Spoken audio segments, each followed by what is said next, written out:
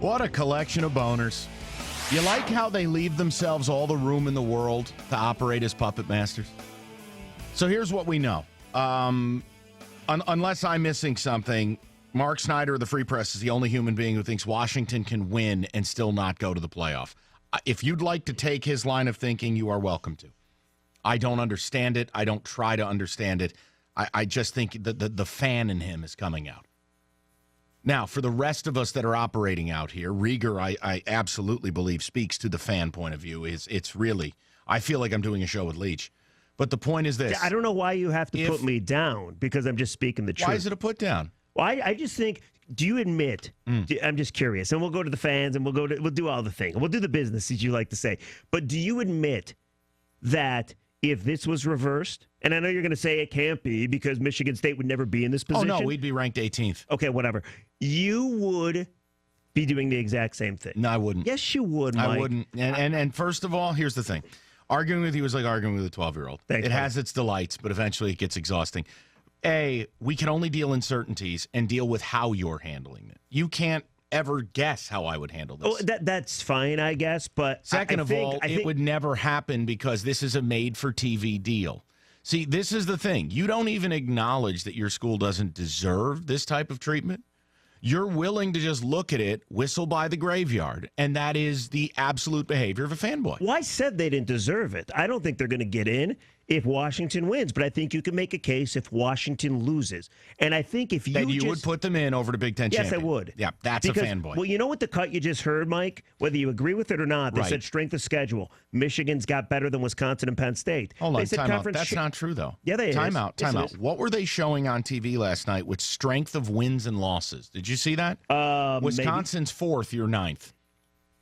I looked at strength of schedule all yesterday, and they were either 2 or 3. At least Wisconsin won a game outside their home state. Yeah, they did, but they said strength of schedule, conference champion, and head-to-head. Well, if you look at those 3, and he said something else, but I now forget, but if you look at those 3, Michigan has the case for 2 of those 3 factors over both Wisconsin and both Penn State. Yeah. So, and by the way, Penn State... So what role does the conference championship play? And an extra victory versus a top 5 team, top 10 team. Kirby Holcutt said I'm asking you. If they're all equal, they would have added something to their resume. You would have added nothing because you sat home. You still don't understand this after 2 days as to why people like me find that disingenuous. I understand that you want a conference champion. What I'm saying is you're looking for the 4 best teams. If you look at the 4 best teams, it's going to piss you off. You can make a case that Michigan is one of the 4 best teams. See, you can't. Well, there's 2 things. Number one, just to say because you can't play in a conference champion, and they, by the way, dominate every other factor, that's number one. Number 2, I truly believe this. If you come on this airway, you have, that's great. But you come on and you say the only reason Michigan would go is because of TV. That's true. That's a slanted argument on your part. It's not. That's a Michigan State green and white glasses right there. First of all, my team blows. I don't know why you're even bringing my team up. Second of all, it's not. It's absolutely justifiable because I have explained this a million times to you. You don't understand it. You refuse to understand it because you're a fanboy. The point is made that you will never sell me that within the 4 best teams in America, 2 of them couldn't even make the conference title game of their respective conference. It doesn't matter. Don't argue about it anymore. I'm not going to change your mind. You won't change mine. I don't know. I don't understand your issue here. You just keep talking. You don't need to keep doing it.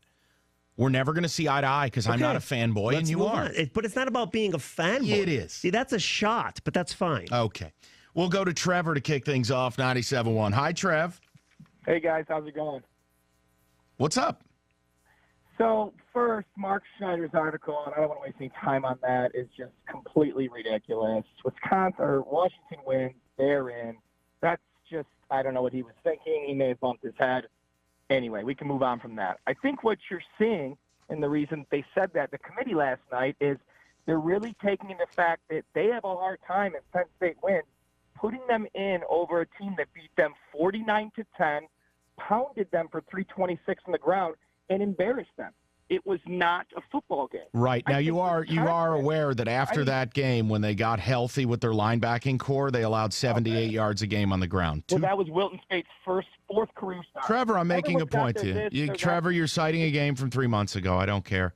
But it's a head-to-head thing, and clearly the committee cares, right? Well, that's great. That's great. So if Penn State blows, why is Penn State possibly winning a conference championship? Oh, wait, they beat the team you – okay, so they beat the team you couldn't beat. How about that? That's a very good, valid point. I think it also shows what you're saying is people watch that game and realize some things could have gone either way and how close the battle it was on the road, right? So they're calling quality losses, in my opinion. Okay. You lose 2 games by 4 points. I think that's what you're seeing as well. It doesn't really get mentioned. Yeah, I do think it's funny, Trevor, how you lost as a 25-point favorite to a mediocre Iowa team and you weren't penalized. Do you notice how they're not even acting as if the loss happened? Well, let's not forget, though, that Clemson and Washington lost on that same week. So why did you hold home. serve? Well, they lost at home, Mike, and Michigan lost on the road. I'm not saying it's right. Nobody's saying it's right. No, nobody's saying it's right. By piping in, you are. I'm just making the case like they are. Michigan's one of the best 4 teams. They're not, though. How could one of the best 4 teams lose 2 conference games? I feel like that's the only argument you're bringing is because it's in conference. What is the difference? Excuse me, Trevor, with all due respect, what other argument do I need to offer you? You didn't lose 2 games. You lost 2 conference games. Well, Trevor, what you should say, though, is... It's not just conference. It's a full resume of 3 wins. Right, Trevor, here's the problem, though. You're right, except in your conference, you lost twice. I would give you more credit had you opened up and lost a non-conference game. You aren't playing in Indy. They're taking the team you just lost to. That's it. That's how it should operate. You talk about 2 losses, though. Wisconsin lost 2 conference games, correct? Correct. Did they not? And if they win, Michigan beat them. So what can't you understand about that? Simple. They would have how many wins? They would have, 11. Yeah, how many you have? 10. Okay, goodbye. Oh, so it's all about wins now. Well, that extra win would be over a top 10 team now, not 3 months ago. They would be the conference champion.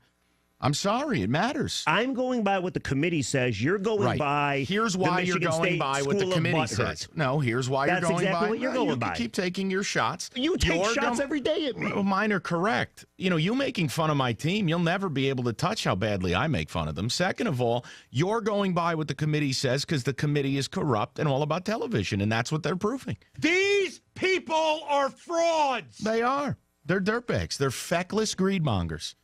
And that's fine. They've exposed themselves.